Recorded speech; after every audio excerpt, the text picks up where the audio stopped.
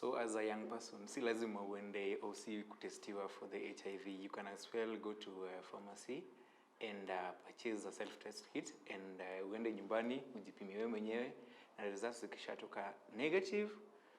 Let's start with the positive first. If it turns positive, unaenda kwa hospitali alafu wanakupima tena, wana verify ni positive ya kweli.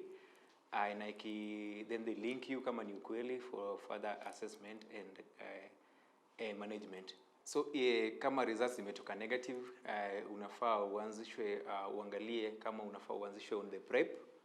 That is kama maybe uko na madems wengi, unajua kama vijana unaangalia Tiena, Unyango, sana Wajaluo nini, lakini ni sawa. So itabidi umeenda uangaliwe kama unaweza startiwa on the PrEP. That's a pre-exposure prophylaxis that utameza mpaka u feel like hauko exposed kupata the HIV that is. Pia unaweza tumia the condoms because ukumbuka as a PrEP haiwezi kukuzuia kupata the STIs plus kupatia dem ball manze na hii COVID hakuna venye unaweza manage kutunza mtoto. So itabidi umeanzishwa kwa condom and the PrEP. PrEP ikuzuie kupata the HIV that is and the condom sasa itakufanya that like usipatie dem ball na usipate STIs.